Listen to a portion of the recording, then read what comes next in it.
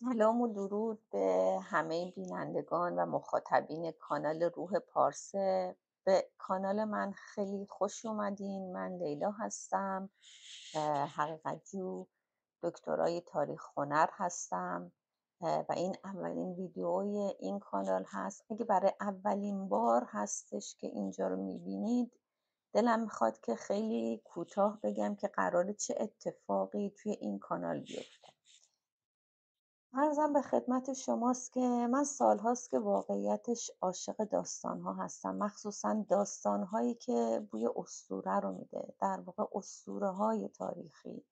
هم توش تاریخ هست، هم توش اسطوره هست و کنار داستان تلاش خواهم کرد که با تصویر من براتون داستان‌ها رو در واقع بیان کنم. توی این کانال سعی خواهم کرد که به دل فرهنگ و هویت ایرانی برم، با همراهی تصاویر و در واقع استفاده از نسخه‌های قدیمی. تو فصل اول این کانال میخوام تمام تمرکزم رو بذارم روی یک کتاب خیلی مهم.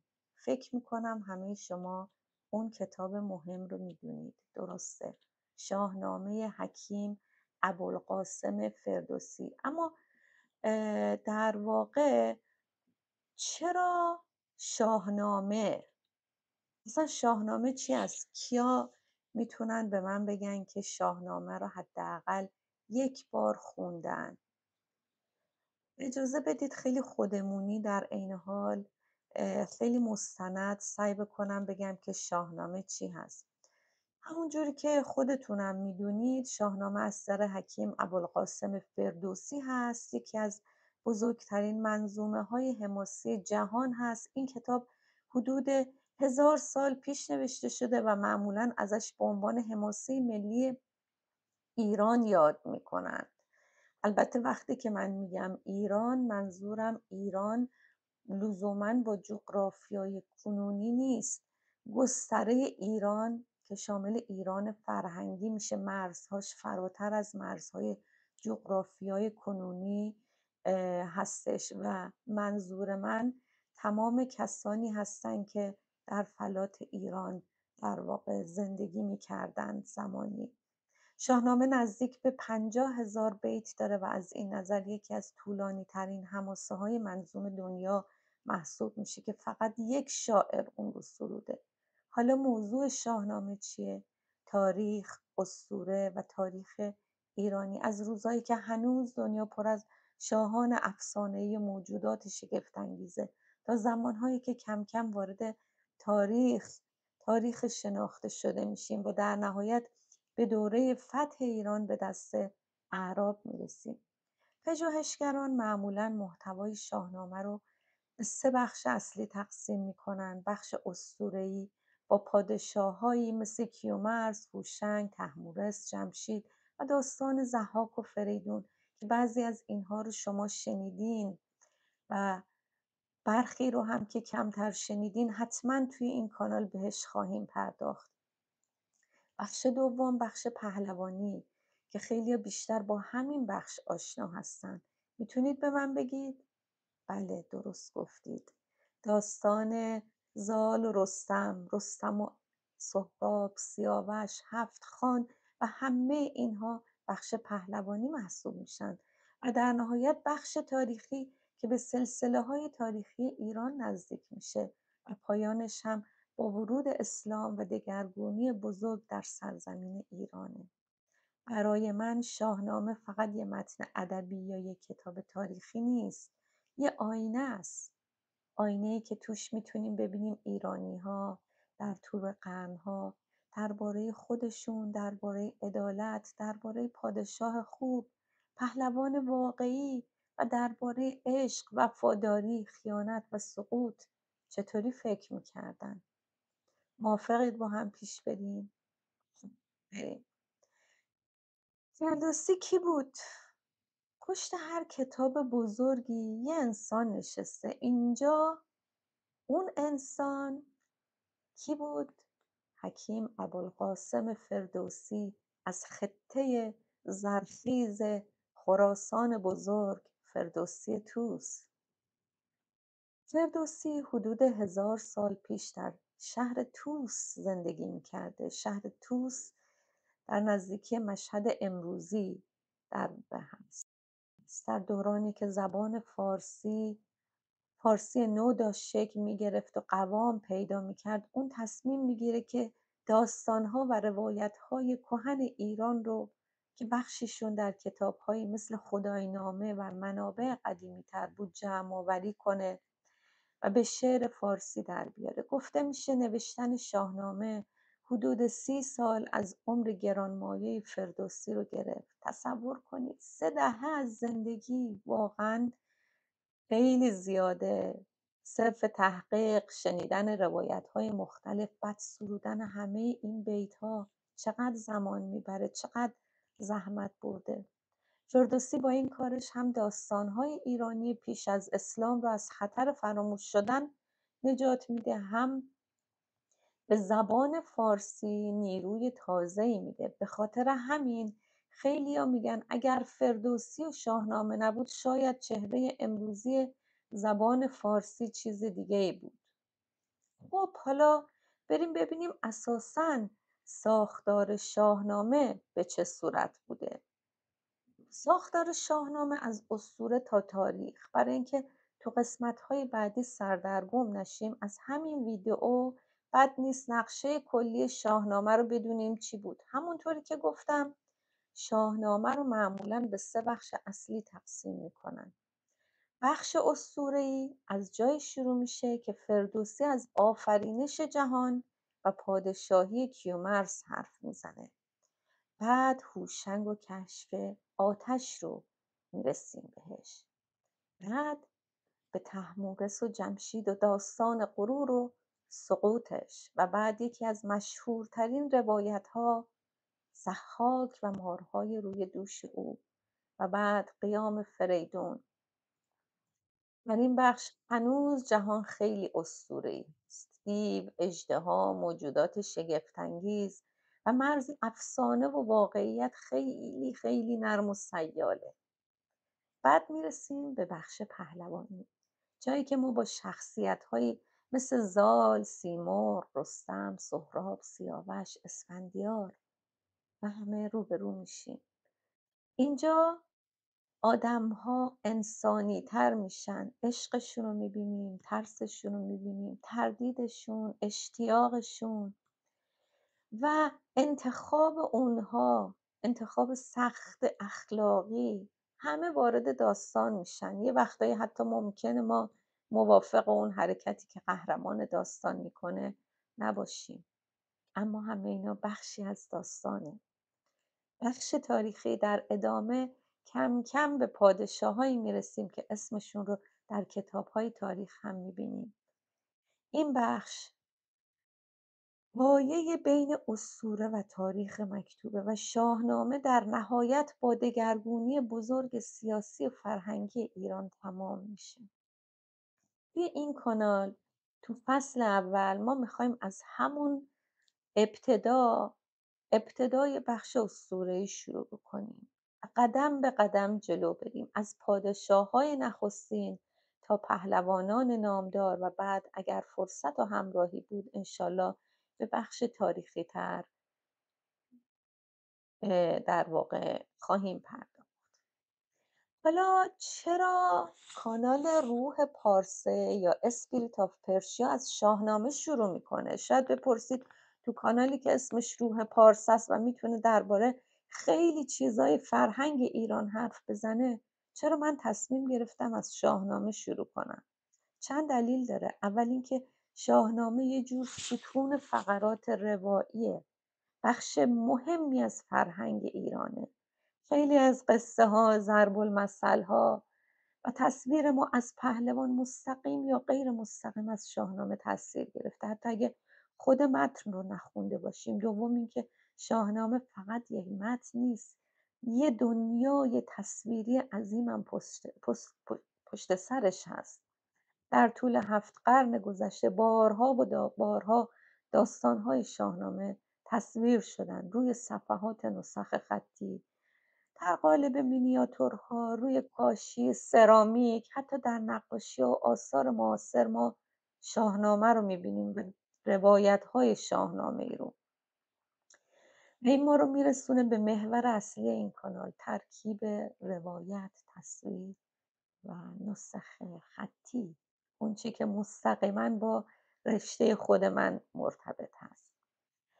حالا برسیم به نسخه های خطی و نگاره های شاهنامه. یکی از چیزایی که این کانال رو از خیلی جاهای دیگه متمایز میکنه اینه که ما فقط داستان رو تعریف نمی کنیم، بلکه به سراغ نسخه های خطی و نگاره های کهن شاهنامه خواهم رفت. قدیمی ترین نسخ شاهنامه مصور شاهنامه به امروزه در کتابخونه ها باقی مونده، برمیگرده به حدود قرن 14 میلادی، یعنی دوره ایلخانی. دوره ایلخانی چه دوره‌ایه؟ دوره بعد از حمله مغول هستش. حالا قدم به قدم سعی میکنم به زبان بسیار ساده من توضیحاتی رو بدم که با هم دیگه پیش بریم. پژوهشی‌ها از شاهنامه‌های کوچکی که توی این دوره در واقع نسخه برداری شدن یا مصور شدن یاد میکنن که احتمالاً در محیط‌های وابسته به دربار ایلخانان تولید شده.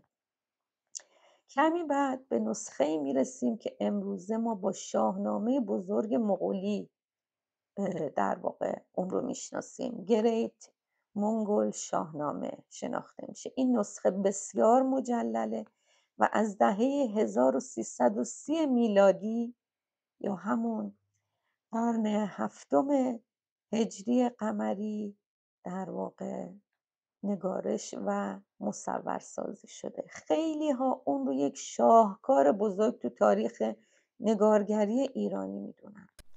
خب قبل از این که برسیم به شاهنامه طهماسبی، یه حلقه خیلی مهم توی این زنجیره هست که نباید جا بیفته، اونم شاهنامه بایسونقری هستش. این نسخه حدود 1 قرن قبل از شاهنامه طهماسبی و در اوج کتاب‌آرایی تیموری برای بایسونقر میرزا شاهزاده تیموری در هرات تهیه میشه که کار در واقع کتابت و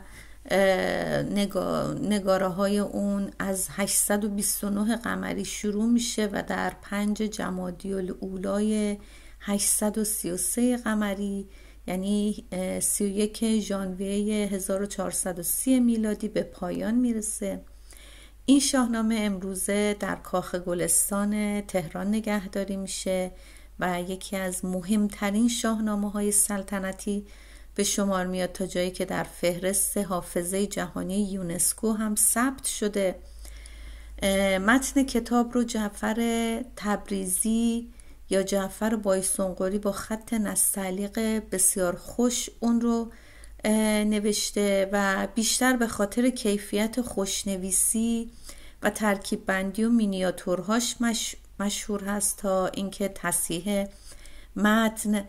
چیزی که ما ازش در حال حاضر توی کاخ گلستان داریم 21 مجلس نگارگری توش هست که به شیوه مکتب هرات نقاشی شده. از نظر تاریخی شاهنامه بایسونقری یه پل بسیار مهم بین نسخه های ایلخانی مثل نسخه توپکاپی و نسخه صفوی هست، مثل شاه طهماسبی که قالبش بزرگ، ترکیب خط و تصویرش و در واقع تصاویر بسیار با شکوهی داره. و چند قرن بعد در دوره صفوی یه شاهنامه معروف دیگه داریم. اسمش چی بود؟ درست گفتین، شاهنامه طهماسبی.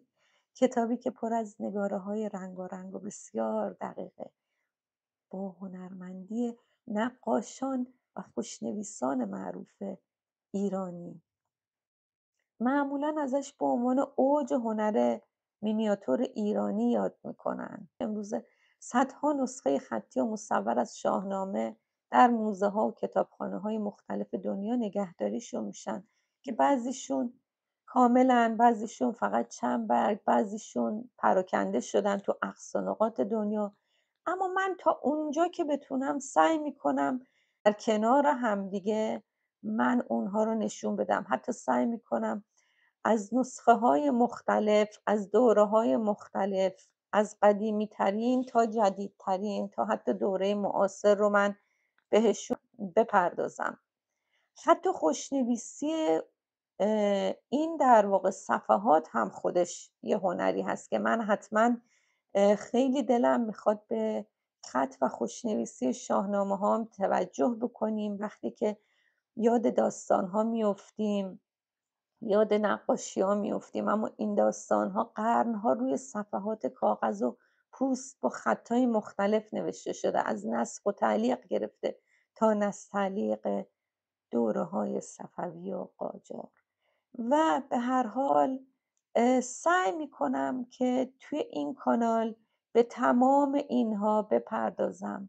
پس در هر داستان ما 3 چیز رو با همدیگه دنبال خواهیم کرد: روایت خود اون در واقع اثر، تصویر و نگاره و خط و صفحه. و انشالله قرار دارم که از اوایل شاهنامه شروع بکنم به در واقع روایت کردن از پادشاهان نخستین کیومرث، هوشنگ، جمشید و بعد ضحاک و فریدون، و کم کم به داستان‌های بعدی میرسیم و بعد برسیم به داستان اساسیمون، سیمرغ افسانه‌ای ما. چرا اصلا شد سیمرغ؟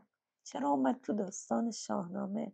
همه اینها رو با همدیگه پیش میریم. چی شد سیمرغ رسید به زال؟ و همه این حکایت‌های زیبا رو سعی می‌کنیم قدم به قدم پیش بریم. در هر قسمت سعی می‌کنم روی یه داستان یا یه بخش تمرکز بکنم و بعد روایت‌ها رو نشون بدم. قدم قدم با تصویر پیش بریم و ببینیم که به چه صورت پیش میره. خب دوست دارید با هم دیگه پیش بریم؟ من خیلی ازتون سپاسگزاری میکنم که با من همراه بودین. امیدوارم که بتونیم با همدیگه به خوبی پیش بریم. حتما اگر علاقمندی از من حمایت کن برای اینکه انگیزه بگیرم از شما. حتما سابسکرایب بکن، به دوستانت بگو. توی این کانال گفتم خیلی سعی میکنم متنوع و مهیج باشه و به هر حال خوشحال میشم. هر پیشنهادی دارید حتما نظرتو برام کامنت کن، بهم بگو چی خوشحالت میکنه و بعداً شاید تو برنامه‌های بعدی دعوت بکنم حتی از دوستان شاهنامه پژوهیا، در واقع کسایی که روی تصاویر کار کردن دعوت بکنم و به هر حال برنامه مهیج‌تر و جالبتری رو داشته باشیم. خیلی سپاسگزارم از همه شما. دوستتون دارم. تا برنامه بعد و ویدیوی بعدی، خدا نگهدار.